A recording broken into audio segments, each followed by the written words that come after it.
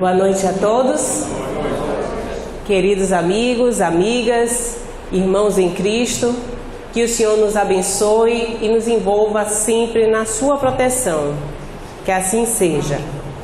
Amém? Amém, Senhor. Falar sobre obsessão é um grande desafio, principalmente quando a gente vem aqui à frente para fazer a caridade de orientar muitas pessoas. Vocês conhecem aquela lei da física, que diante de uma ação temos uma reação. Não é muito diferente para nós moralmente e espiritualmente. Tudo o que nós fazemos tem um resultado. E esse resultado pode agradar ou não alguns indivíduos. Quando eu falo indivíduos, falo espíritos. Aqui estamos nós, aqueles que não são médios videntes, estão vendo apenas os encarnados, mas temos também muitos desencarnados. Até porque a arquitetura do centro, a arquitetura espiritual em outra dimensão, não se compara com essa que nós estamos aqui, entre paredes, com colunas e tetos. Não, vai muito além. Então, falar sobre obsessão em grupos espíritas é um desafio muito grande, porque quando a gente fala sobre obsessão individual, a gente já atrai vários perseguidores de vocês para ficar na nossa cola depois. Mas imagine falar em relação a grupos. Por quê? Porque se nós nos organizamos para fazer o bem, também temos aqueles indivíduos que se organizam para fazer o mal. Aliás, se nós ligarmos a televisão quando a gente chega em casa, a gente vê mais publicações, ou seja, notícias, 90% é sobre aqueles grupos que estão se organizando para fazer o mal, né? A gente vê as quadrilhas atacando, o terrorismo imperando, e a gente fica apavorado, assustado, não quer nem mais sair de casa. Mas por quê? Porque em casa é um lugar seguro? Materialmente até parece, mas e espiritualmente? Se os espíritos estão em toda parte, vocês acham o quê? Que na intimidade do nosso quarto não tem espíritos? Tcharam. Hoje ninguém mais dorme, né? Calma, não. Nós temos aqui grandes antídotos, né? A gente faz uma prece, conecta com o nosso anjo guardião, com Jesus. As nossas companhias são aquelas que nós atraímos com os nossos pensamentos, com as nossas ações, porque não basta somente pensar. O resultado do meu pensamento também é aquilo que eu faço. Então, quando a gente fala em obsessão, vamos um pouco entender a definição. No Espiritismo, nós podemos encontrar em várias obras da codificação, Kardec traz esse assunto, ele aborda no Livro dos Espíritos, ele aborda no Livro dos Médios, na Gênese também. Então, resumindo, é a ação persistente que o espírito mau exerce sobre um indivíduo. Simples. A configuração vai estar um pouco diferente, porque na hora que eu coloquei aqui eu vi que modificou, mas dá para entender. Sobre um indivíduo. Então, o que eu destaco aí é a ação persistente. Quer dizer que se um espírito se volta contra você momentaneamente, não é uma obsessão. Em alguns momentos de queda, de fraqueza moral, às vezes até por uma questão de um episódio que nos sentimos magoados e ficamos com aquela mágoa no coração, isso é uma brecha para que um espírito se aproxime e influencie com maior força sobre nós, porque estamos fragilizados. Aliás, quando estamos encarnados, isso não ocorre também entre encarnados? Aquele que quer se aproveitar de alguém, vê que a pessoa está fragilizada, não se aproxima logo para tirar partido, para conseguir alguma coisa que quer. A gente tem, inclusive, na nossa sociedade, uma classe de pessoas, né, que os psicólogos poderiam dizer que são os psicopatas, os sociopatas, aqueles que sempre querem levar vantagem em cima do outro. Então, esperam aquela brecha que você se sente mais fragilizado, se aproxima. Momentaneamente, não é uma obsessão. Mas se essa influência é reiterada, gostou da companhia, nós não modificamos nossos pensamentos, estamos naquela mesma faixa vibratória, aquela frequência que não muda, todo dia tocando o mesmo disco, a mesma canção, falando a mesma coisa, fazendo a mesma coisa, sofrendo horrores, mas não tomam a atitude de mudar. Alguém conhece alguém assim? Eu no passado eu fui assim. Eu vivia procurando os outros porque eu queria que alguém me desse uma solução rápida. Alguém me falasse o que eu tinha que fazer para ser feliz. Simples assim. Mas isso é uma descoberta nossa, individual. Eu não posso querer uma receita de bolo de alguém que tem experiências completamente diferentes das minhas. Sentimentos também, forma de enxergar o mundo completamente diferente. Então, temos que trabalhar o autoconhecimento. Quando você se conhece, você investe nas suas potencialidades para ser realmente feliz. Você aceita, inclusive, determinadas características que diante dos outros você até se autodepreciaria. Mas quando você aceita que aquilo é seu e que você tem que conviver com isso, você acaba potencializando suas virtudes, se destacando pelo que você tem de bom. Então, prosseguindo, apresenta a obsessão caracteres muito diversos, desde a simples influência moral e sem perceptíveis sinais exteriores, até a perturbação completa do organismo e das faculdades mentais. Então a gente vê aí que a obsessão tem gradações. Tem a obsessão simples, que ela inclusive é mais tranquila de ser trabalhada, quando a gente tem a humildade de pedir ajuda, busca um centro espírita, busca uma instituição religiosa. Não vou dizer que a salvação está no espiritismo, a salvação está no amor. Kardec já chamava a atenção da gente para isso.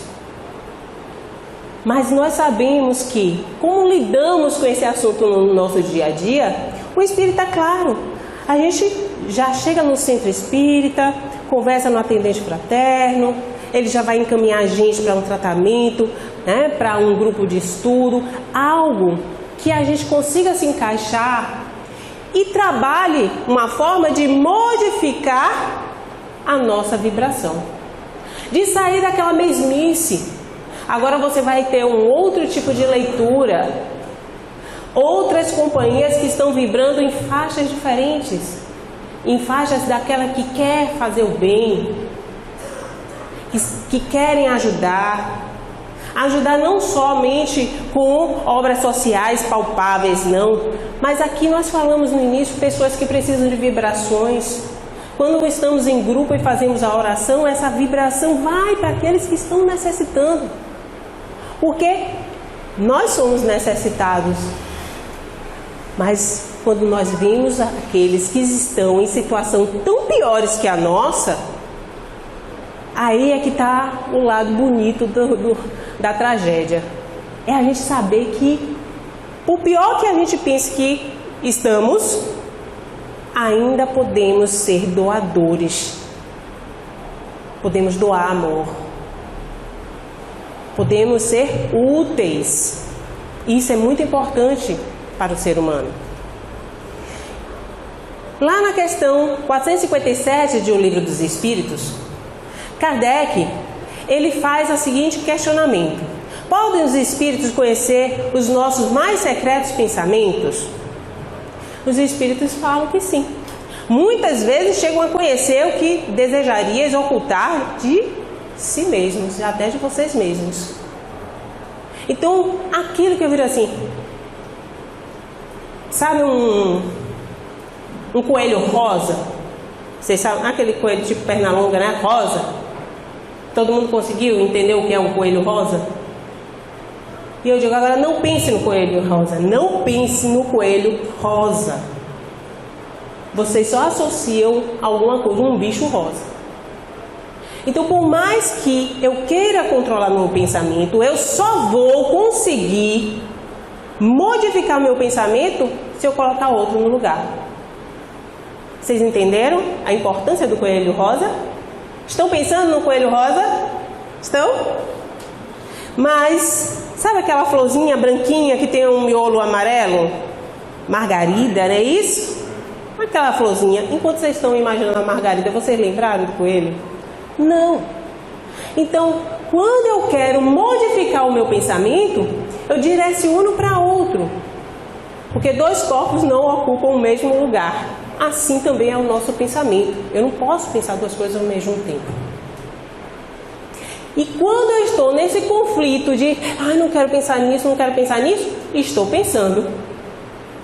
Tanto estou pensando como atraindo aqueles que estão simpatizando com o que eu estou pensando. Então, por mais que eu queira negar, os espíritos conseguem sim, muitas vezes, saber o que nós estamos pensando. Que pensam de nós os espíritos que nos cercam e observam? Depende. Os espíritos levianos riem das pequenas partidas que nós passamos aqui e zombam das vossas impaciências. Então, quando a gente está em apuros, a gente não sabe o que fazer e começa a colocar os pés pelas mãos, falando que não devemos, naquela agonia de querer ter resultados, tem muitos espíritos que estão se divertindo com aquele sofrimento, com aquela ansiedade nossa. Que situação, né? Os espíritos influem sobre os nossos pensamentos e as nossas ações? Essa, inclusive, é uma das perguntas mais famosas que tem no Livro dos Espíritos. E eles respondem para Kardec. Nesse sentido, a sua influência é maior do que supondes. Inclusive, de ordinário, ou seja, frequentemente, são eles que vos dirigem. Por quê, gente? A nossa mente é uma antena. O que eu penso, eu vibro. E outros espíritos captam aquele sinal e vão sendo atraídos pelo o que eu estou pensando. Então, sempre estamos com aquelas companhias de acordo com os nossos pensamentos, com os nossos sentimentos. Só para terem uma ideia, aqui na Terra, hoje nós temos em cerca de 37 bilhões de espíritos. Encarnados apenas 1/5, né? Cerca de 4,5 bilhões de pessoas aqui na Terra. Fora isso, tudo desencarnado. Onde estão esses espíritos? Em todos os lugares, em várias dimensões. As dimensões, inclusive, elas se interpenetram. É que nem eu olho para essa parede e eu vejo o quê? Uma parede lisa. Mas nessa parede nós temos cimento, temos areia, temos os tijolos. Estamos vendo? Não, mas estão aí, ó, todos interligados, uns dentro dos outros. O mundo espiritual é assim. Então não pense que só tem espíritos na casa espírita. Não, estamos nas ruas o tempo inteiro andando entre os espíritos, shopping, supermercados, em casa, na porta de sua casa, nas escolas, em todos os lugares. Eu hoje estou aqui com vocês. Eu desencarno. Eu vou fazer o quê? Eu queria aparecer logo em nosso lar, claro, né? Mas eu sei que eu não estou assim com esse mérito todo. Provavelmente, quando eu desencarnar, ainda vou estar atraída às atividades que eu fazia.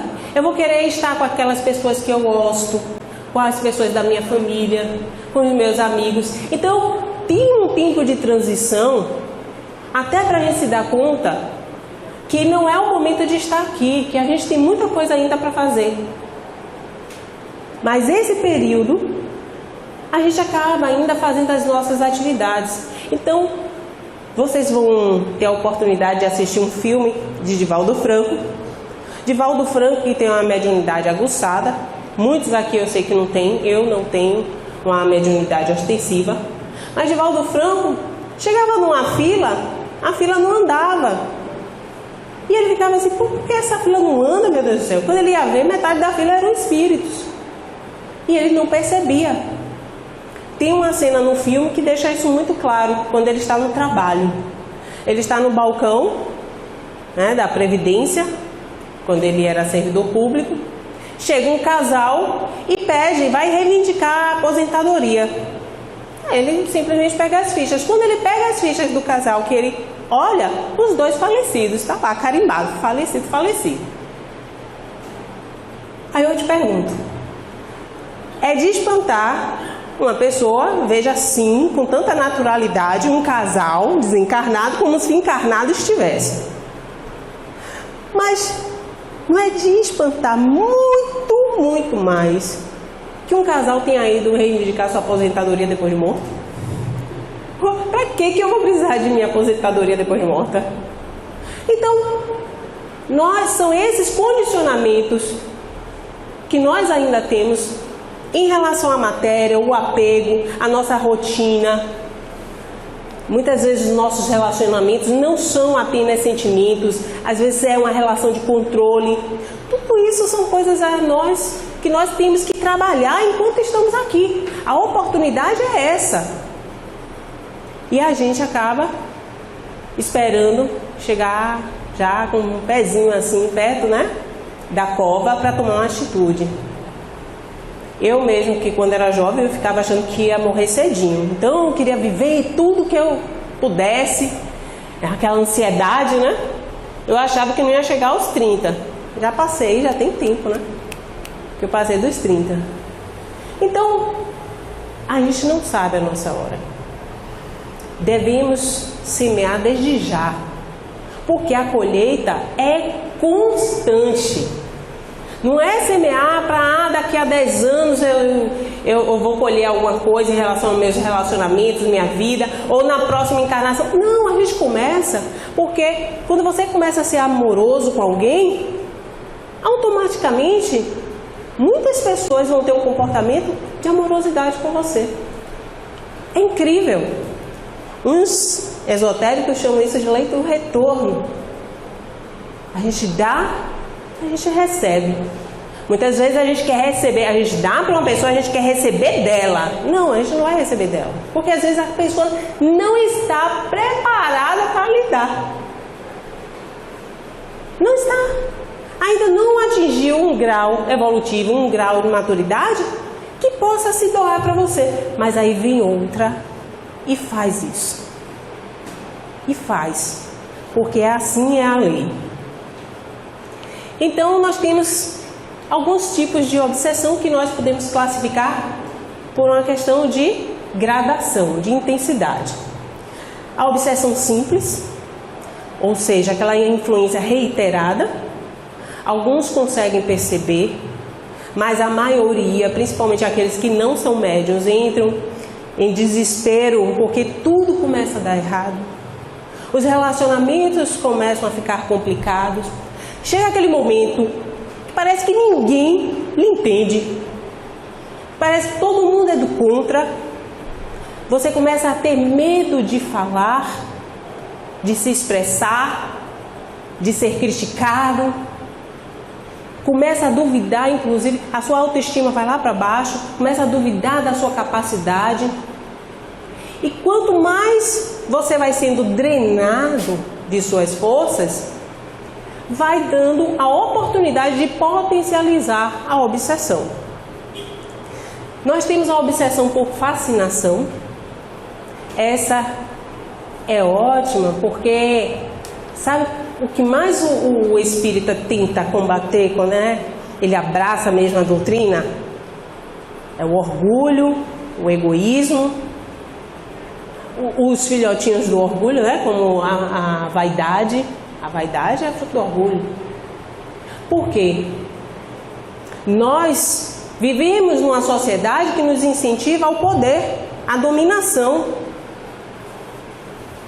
E aí, quando alguém nos rebaixa, ou nós nos sentimos rebaixados, alguém fala alguma coisa, muitas vezes não é nem para ofender, lança um comentário, mas a gente já está propício a fazer aquela autoavaliação, que a gente vai se autodenegrir e virar, tá pensando que tá falando com quem? Que é isso? Como se eu não fosse ninguém. Ninguém está dizendo. Às vezes a gente que está alimentando esse comportamento e esses pensamentos. Então a fascinação, ela vai principalmente na vaidade do médium, na vaidade das pessoas. Eu falo do médium porque em grupos espíritas isso é algo muito complicado. Por quê? Numa reunião mediúnica, nós dependemos muito, né, das comunicações através dos médiuns, até para socorrer alguns espíritos, para fazer as desobsessões. Se um médium se envaidece, começa a achar que as suas comunicações são melhores que a dos outros, que os espíritos que ele recebe são espíritos mais importantes, e isso vai corroendo o médium. Ele vai, inclusive, é como se fosse ficando cego a respeito da sua capacidade mediúnica. Então, acaba que muitos daqueles espíritos enganadores, embusteiros, vêm dar comunicação através de um médium que está fascinado. O que é que ocorre?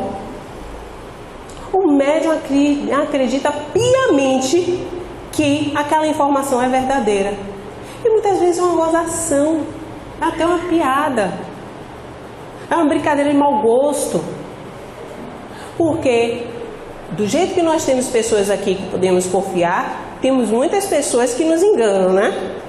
Muitas pessoas que fazem brincadeira de mau gosto. Essas pessoas desencarnam, elas modificam o mundo espiritual? Não. Elas vão querer aplicar também brincadeiras de mau gosto, elas vão querer te enganar. A essência dos espíritos é a nossa essência. O mundo espiritual é feito de nós que desencarnamos e vamos para lá.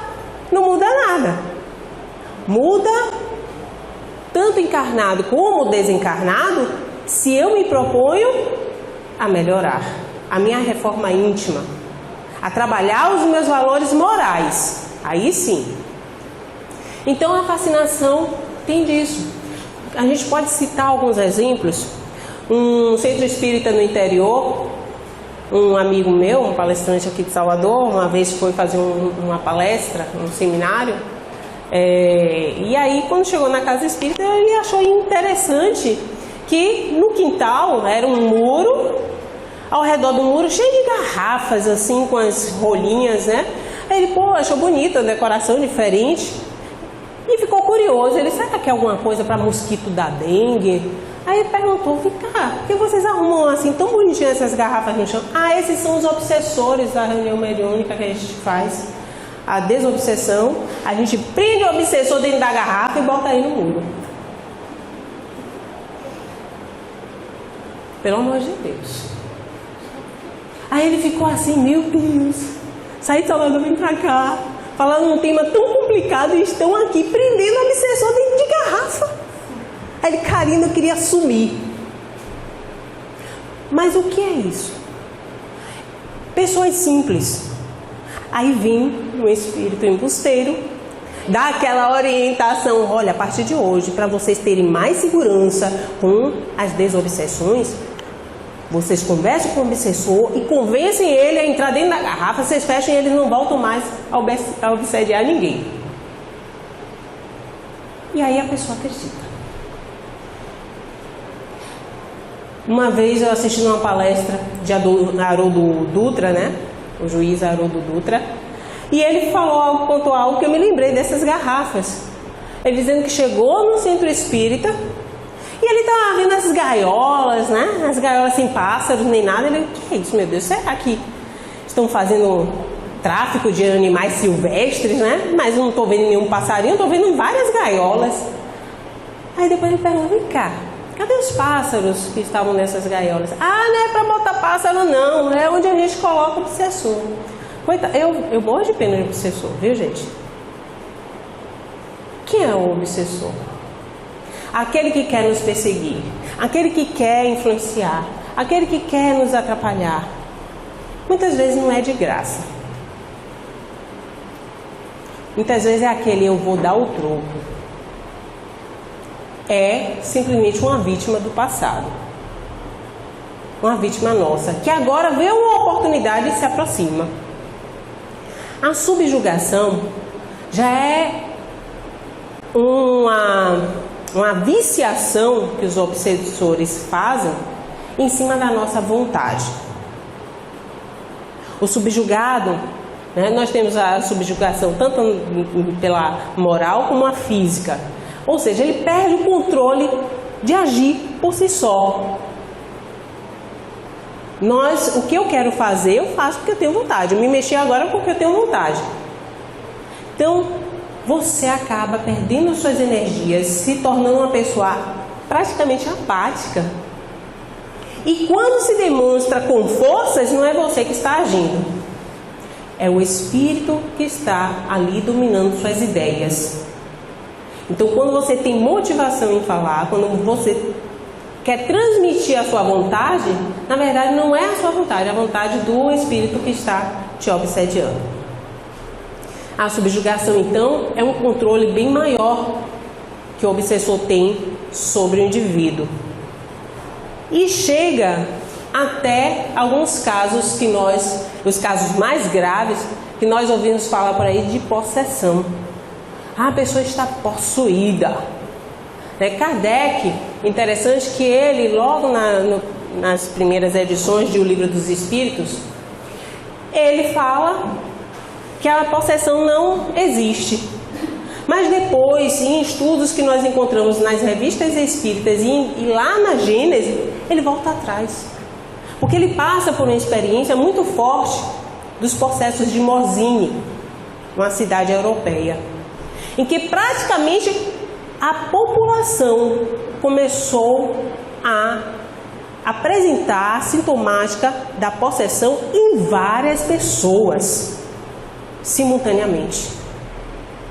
Como se houvesse uma influenciação, né, em grupo, em massa, ao ponto de tomar para si todo o comando daquela pessoa, daquele indivíduo. Então a pessoa queria ficar em pé e não conseguia. A pessoa queria se apresentava diante de alguém, de repente faltavam-lhe as forças, caía e começava a falar o que o espírito queria, o obsessor. Então o comando é muito maior.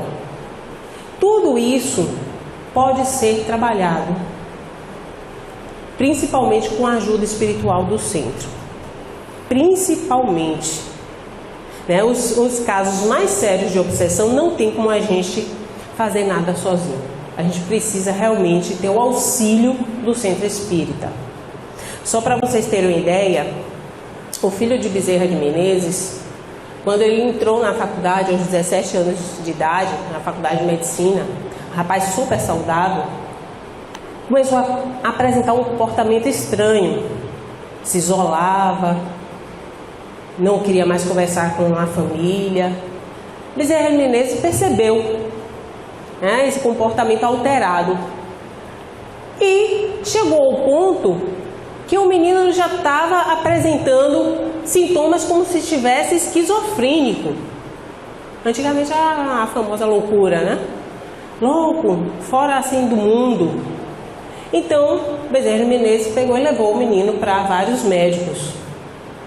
Muitos médicos diagnosticaram o quê? Loucura. Imagina um pai receber um diagnóstico desse de um filho. Bezerra de Menezes comentando o caso do filho com um amigo, por que você não leva lá no centro? Vamos tratá-lo. Aí ele, mas meu filho não tem força nem para sair de casa. Mas a gente pode fazer alguma coisa por ele e através de você. Quantos de nós não fazemos isso? Pelos pais, pelos filhos, pelos companheiros, companheiras, não é? Amigos, amigas. Bezerra de Menezes, tudo bem. Na primeira reunião mediúnica, qual era o problema?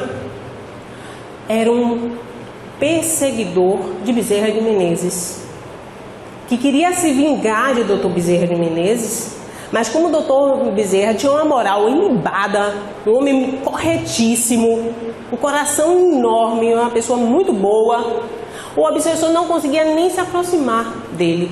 O que é que ele fez? Começou a obsediar o filho de Dr. Bezerra de Menezes.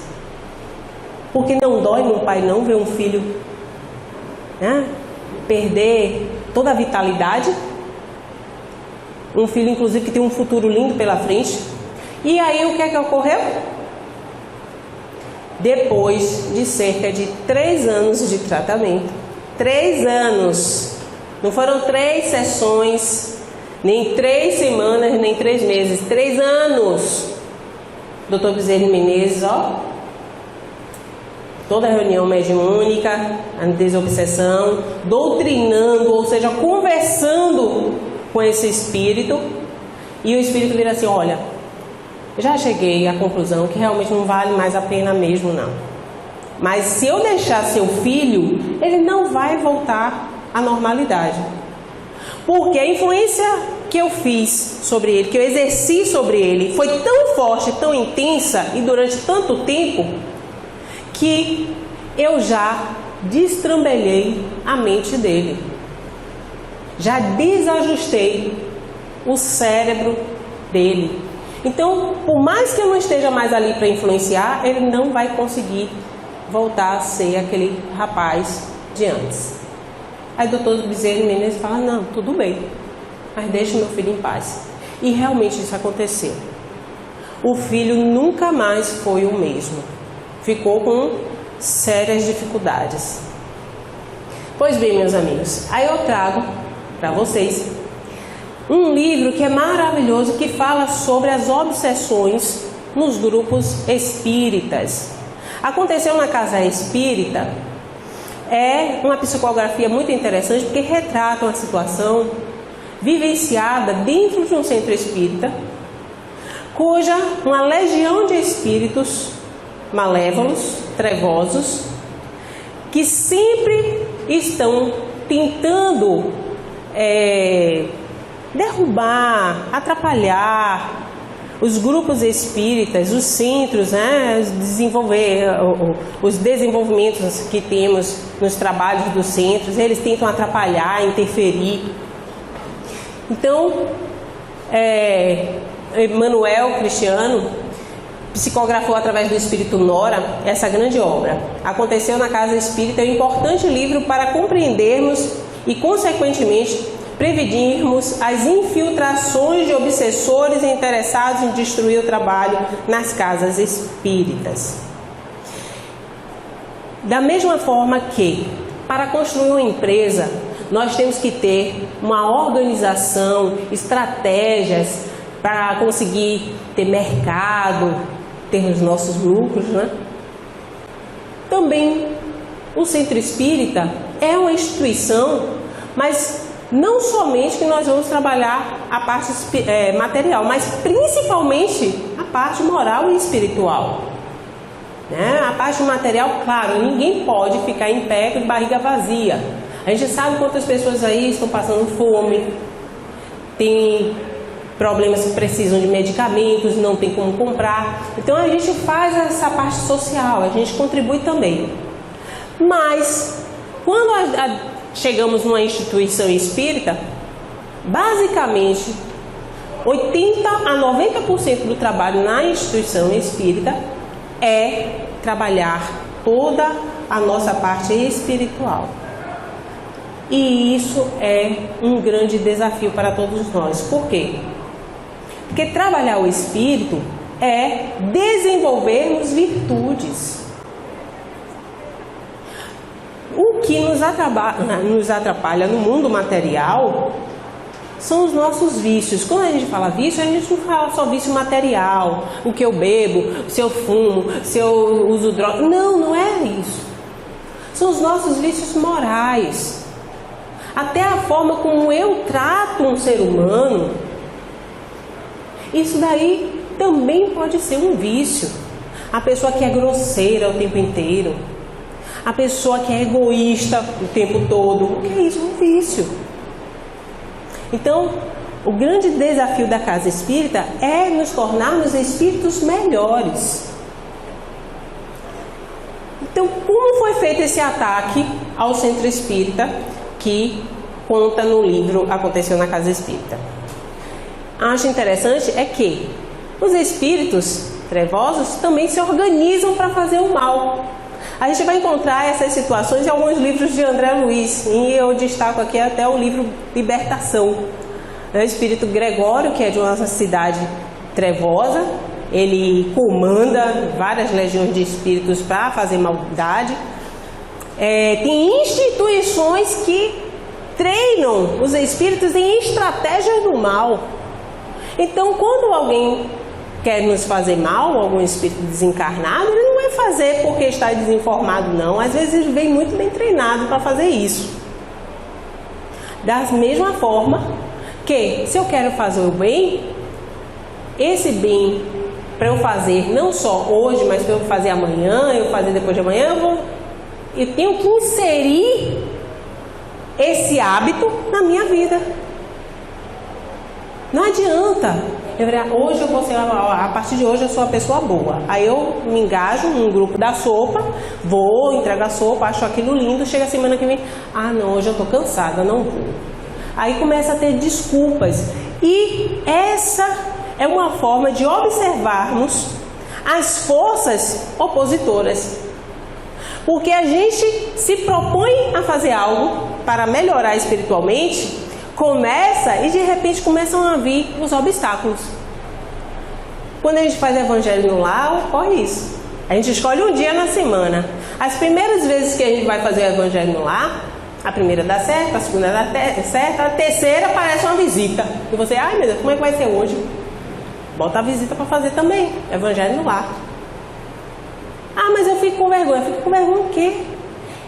Por que nós ainda temos vergonha de fazer prece? Eu faço prece em tudo quanto é lugar. E eu acho interessante, porque eu vejo que as pessoas têm vergonha em fazer prece, porque me pedem para fazer prece para elas. Karina, vai, você aí que é boa de reza, faz uma reza aí pra gente. Gente, a prece nos conecta com Deus, com o Criador. Nos conecta com os melhores espíritos. Espíritos bons, aqueles que estão ali, junto, são atraídos para nós através da prece, para nos intuir a fazer o melhor, tomar também as melhores decisões, melhorar os nossos pensamentos, a qualidade dos nossos pensamentos. E por que a gente tem a dificuldade de fazer prece? O tempo inteiro. Então, o chefe, o Júlio César, um espírito trevoso, se gabando para um auxiliar dele, Gonçalves, vira assim: olha, tem uma casa espírita que eu estou com ela por aqui, que a gente tem que dar um jeito, que a coisa lá é demais. Só para você ter ideia, já converteram 2.500 pessoas, obsessores desencarnados. Os obsessores que estavam toda hora lá e tudo, eles faziam reunião mediúnica e convertiam para o bem. Ajudaram 3.000 encarnados a se reequilibrarem em processos de obsessão. Várias multidões, pessoas encontram na casa tranquilidade e conforto espiritual. Mais de 4.000 atendimentos fraternos, ou seja, orientações, pessoas que são ouvidas. 20.000 vibrações.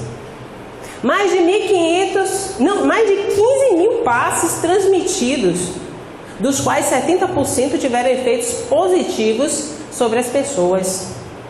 200 pessoas receberam passe domiciliar. Então veja só, Aí o espírito trevoso vira assim: a gente tem que dar um jeito nessa instituição, porque eles estão com um resultado muito bom e a gente não consegue atrapalhar esse trabalho. Aí o auxiliar dele, Gonçalves, diz assim: mas como que a gente vai fazer? Como que a gente consegue atrapalhar o trabalho de uma instituição assim, de tanto sucesso? E ele fala: vamos aproveitar as brechas dos trabalhadores. Quem são os trabalhadores da casa espírita, gente? Nós. Tem aqui alguns que são visitantes, né? Hoje. Porque a doutrina espírita é assim. Eu comecei frequentando porque precisava de auxílio. Aliás, fui parar no centro espírita desesperada até. Passei pelo atendimento fraterno. Fiz tratamento espiritual, fluidoterápico. Fui estudar o Evangelho. Até hoje estou aqui. Nisso fiquei. Me tornei espírita. Comecei a estudar, um dia atrás do outro. Me engajei num grupo de estudo. Daqui a pouco me pediram para auxiliar também a dar aula, naquilo que eu já tinha um pouco de conhecimento. Depois, embora visitar o orfanato, né, de crianças, inclusive com problemas mentais. E aí, quando você vê, você já está dentro. É uma coisa assim que te absorve, te leva, sabe? Você se apaixona. É que nem o chocolate. Você come a primeira vez, nunca mais você vai deixar de comer o chocolate quando ele aparecer. É aquela coisa que você necessita, você acha gostoso estar se doando. Você se emociona. Como as pessoas ficam felizes quando você dá um pouco de carinho, um pouco de atenção, quando você está se doando. Então, os trabalhadores da casa espírita somos todos nós. Porque de uma forma ou de outra, quando a casa espírita nos traz o seu auxílio, a gente fica tão grato que também acaba dando alguma contrapartida quanto a isso. Por apenas gratidão. Frequentar, ver as dificuldades que o grupo está passando, se precisa ajudar em alguma coisa em obras, se está precisando de voluntários para a biblioteca, e aí vai. Quando você vê, você já tem uma nova família na sua vida. Então ele fala: vamos aproveitar os desequilíbrios humanos, as brechas como o orgulho, a mesquinhez, o desejo de desmando, a vaidade. Qualquer brecha dessa a gente pode levar vantagem. Inclusive, aqueles que fazem parte dos grupos de fofoca, dos que são sempre do contra. Vamos puxar aqui essa parede, aí sempre tem aquele: não puxa não que o teto vai cair. É melhor a gente puxar para lá, e todo mundo acha que tem que ser para cá. Ou então, vamos colocar uma doutrinária para as pessoas que não têm condições de vir no horário normal. Vamos fazer uma doutrinária 1h da manhã, dia de quarta. Alguém vem aqui? Vem? Pô, nenhum? Não, mas olha, eu dou plantão, mas só quarta eu posso ir para uma doutrinária, assistir alguém falar. E tem umas pessoas no meu trabalho que também nem são espíritas, não tiveram contato com a doutrina espírita, mas sabe aquele que tem essa ideia e acha que é o dono da verdade? Aí chega um obsessor, vai justamente procurar se aproximar dessa pessoa, para que essa pessoa gere conflitos no grupo, desequilibre a harmonia do grupo. Aí eles começam a agir e chegam à conclusão que o exemplo vem de cima. Nós copiamos aqueles que nós admiramos. Então vamos atacar a partir dos que têm uma certa importância na instituição. Os coordenadores dos trabalhos mediúnicos, a coordenação do atendimento fraterno. Vamos nos de cima, porque os que estão embaixo vão ver aquele que está displicente, começa a faltar, não vem. A coordenadora nem está aparecendo, por que eu tenho que aparecer? A gente começa a se espelhar nessas pessoas que deveriam dar o exemplo. E aí eles se aproximam de Márcia Boaventura. Na verdade, o que é que eles querem fazer? Ela é responsável pelo atendimento fraterno dessa instituição espírita, da casa espírita. E aí, só que ela é de uma moral tão ilibada, toda certa, uma pessoa maravilhosa, um coração maravilhoso, e eles não conseguem fazer mal a ela. Mas lembram que ela é casada e que o marido dela, sim, ele tinha muitas brechas morais. Tinha problemas, estava começando a passar por problemas financeiros. E eles então resolvem se aproximar do marido dela e começar a influenciar para que, como ele já tinha sido, a família dele frequentava uma igreja evangélica, ele entra em desespero e vai numa igreja evangélica. E lá, os espíritos começam a influenciar o pastor a fazer um discurso para o marido da Márcia Boaventura. No sentido que, sabe quando sua vida está muito ruim, tudo está dando errado? Também as pessoas não sabem encontrar Deus. Ficam buscando Deus no lugar errado. Sabe esse povo agora que inventou de ser espírita? Nossa, principalmente, olha, se alguém aqui é casado com uma mulher espírita, aí ele, eu. Vestiu logo a carapuça, eu. Tudo dá errado, meu irmão, sua vida vai ser uma vida de prejuízo. E ele foi absorvendo aquilo, absorvendo. Saiu da igreja evangélica, chegou em casa já.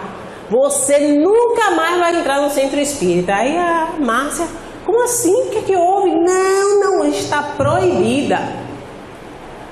Então, foi inclusive a primeira vitória que os obsessores tiveram em relação ao ataque que estavam fazendo a essa casa espírita. Vocês veem como as coisas acontecem e a gente não se dá conta.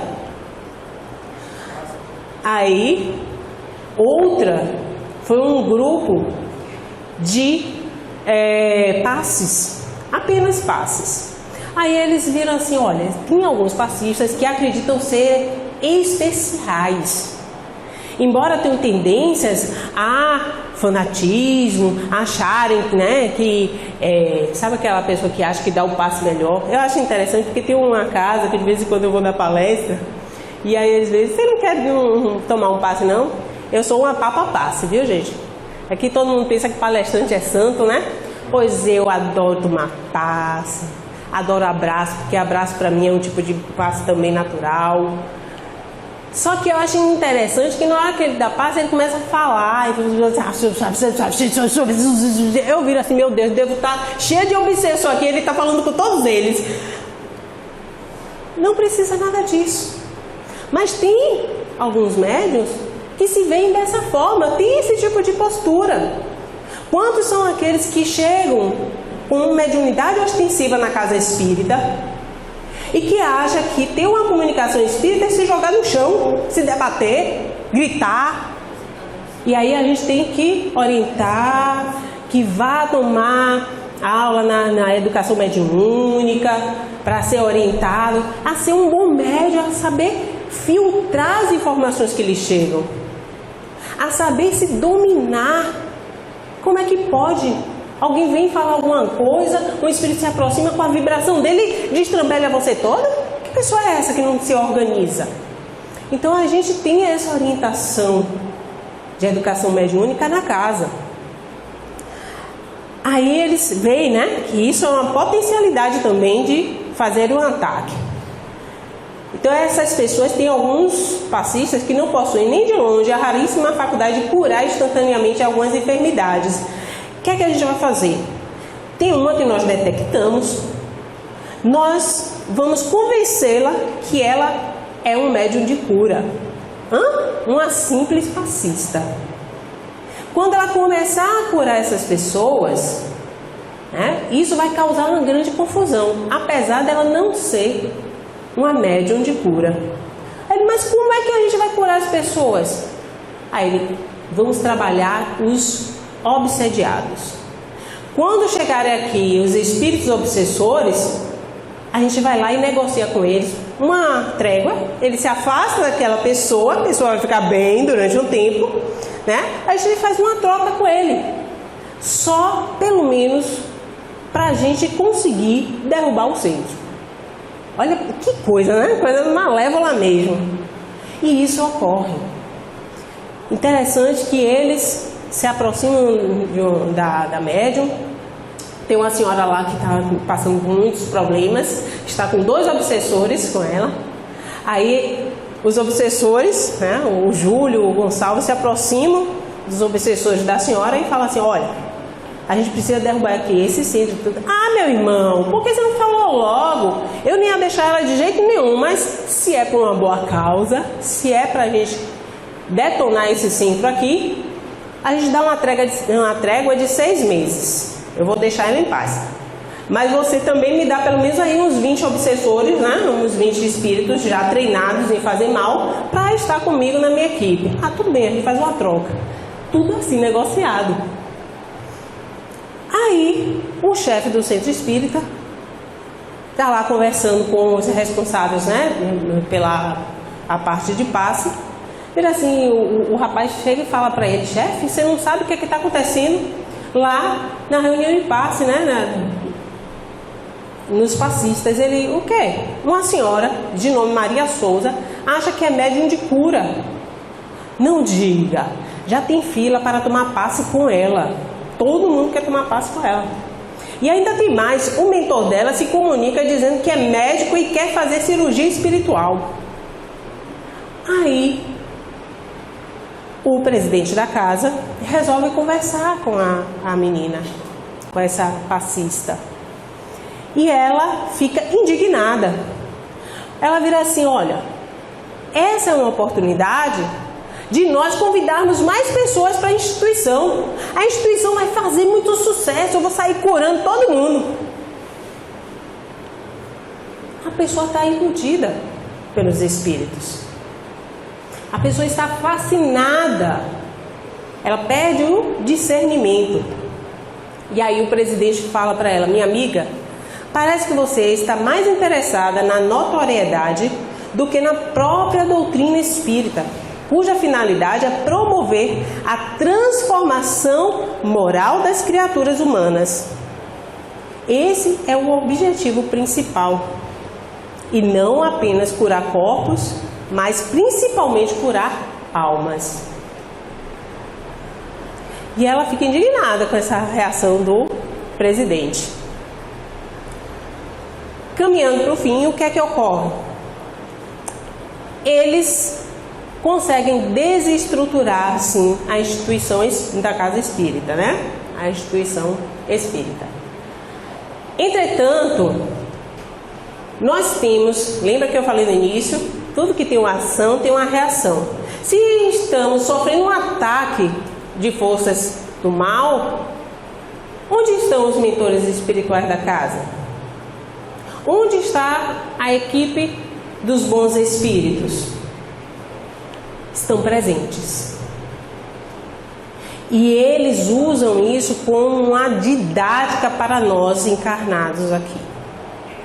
Primeiro, um ataque desse foi oportunidade para os bons espíritos trabalharem esses obsessores, essas gangues espirituais. Muitos que se engajaram nessas estratégias do mal acabaram sendo magnetizados com a bondade dos espíritos de luz. Os espíritos, quando se aproximavam, até a própria luz que eles emitiam conseguia tocar os corações de alguns obsessores. Muitos deles acabaram então passando pelo tratamento espiritual, né, das equipes espirituais e sendo resgatados pela luz. Entretanto, o final do livro deixa o seguinte balanço: 50 pessoas abandonaram a casa, 12 expositores deixaram suas tarefas, 15 passistas deixaram a fluidoterapia, 300 cooperadores deixaram-se passar pela obsessão simples, tornando-se ociosos em suas tarefas. 20 pessoas deixaram as obras sociais, pessoas que eram vigilantes.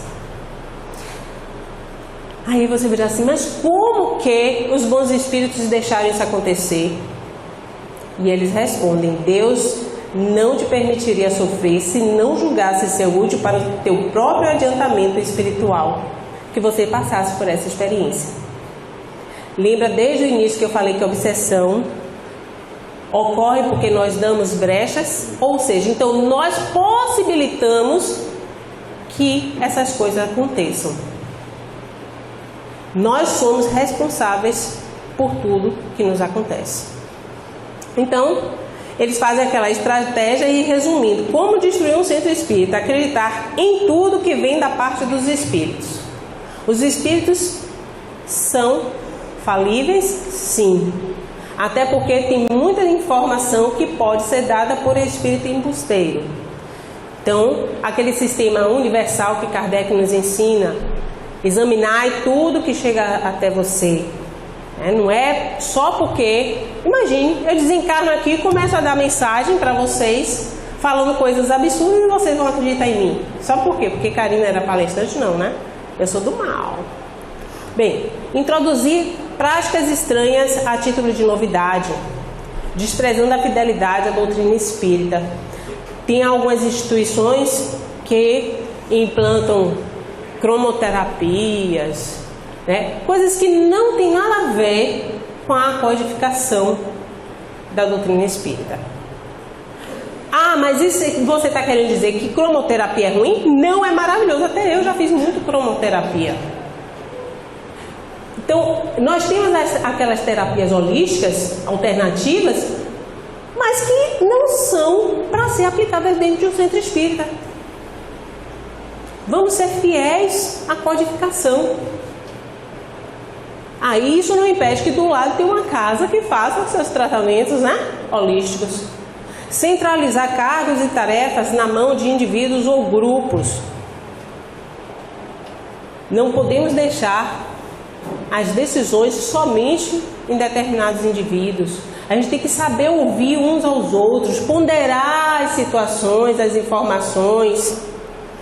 Cuidar da cura do corpo em detrimento da cura da alma. Temos que procurar ser saudáveis, ter saúde? Sim. Mas eu morro. Meu espírito prossegue. Eu continuo, a vida segue para mim. Meu corpo vai ficar aí. E o que adianta eu me preocupar tanto com a minha saúde, do meu corpo material, e não me preocupar com minha saúde espiritual? Gente, a saúde espiritual inclui a saúde mental. Hoje já é confirmado, e nós temos isso em várias obras, que as nossas doenças, elas são reflexo daquilo que nós já estamos sedimentando no nosso espírito, no nosso corpo espiritual. Não é o contrário. Idolatrar a figura de médiuns ou dirigentes espíritas. Todos somos iguais. A única coisa que nos difere são as nossas experiências, nossas virtudes, nossos vícios. Mas aqui, se estamos todos encarnados na Terra ou desencarnados e estamos aqui na psicosfera terrestre, é porque estamos no mesmo grau evolutivo. Descuidar da criança e do jovem, esquecendo o futuro da casa espírita. Lembrando que as nossas crianças estarão no centro espírita amanhã, dirigindo o centro espírita, os grupos responsáveis por o grupo de passe, o grupo da sopa, atendimento fraterno, a área doutrinária, e por aí vai. Os nossos jovens, nossas crianças são os nossos dirigentes de amanhã. E aí, finalizando com a mensagem de Bezerra de Menezes, Dr. Bezerra, ele traz um livro, Dramas da Obsessão, por a psicografia de Ivone Amaral Pereira. Assim, ele diz assim: acrescentaremos que a responsabilidade permanecerá também com o próprio obsidiado, visto que não só não houve a verdadeira alteração mental, como também nenhum homem ou mulher será jamais influenciado ou obsidiado por entidades dessa categoria, se a estas não oferecerem campo mental propício à penetração do mal, pois a obsessão de qualquer natureza nada mais é que duas forças simpáticas que se chocam e se conjugam numa permuta de afinidades. Ou seja, aquele que eu digo que é meu perseguidor, que está me fazendo mal, que é cruel, é o meu reflexo praticamente. É o meu afim. E encerrando, como que eu posso evitar isso, Karina? O que eu faço então que eu não quero ter nenhuma obsessão, né? Nenhum obsessor no meu pé, nenhum espírito me perseguindo? Orai e vigiai. A prece é um grande antídoto para essas perseguições espirituais. Tem inclusive lá no Evangelho segundo o Espiritismo, no capítulo 28, prece para obsessores. Olha que lindo!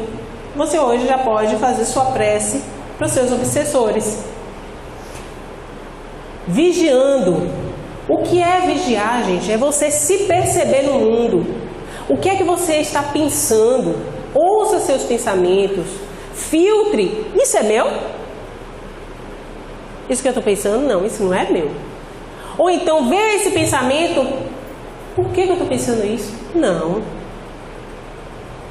Você se propõe a agir de certa forma, quando diante de uma situação, vou fazer de outro jeito. Por quê? Por que eu vou fazer de outro jeito se eu já sei que tenho que fazer assim?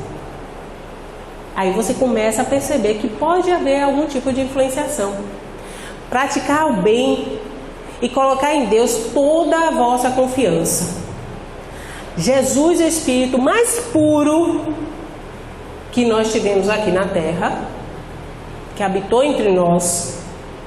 Em vários momentos nos Evangelhos a gente vê ele fazendo, cumprindo o que? A vontade do Pai.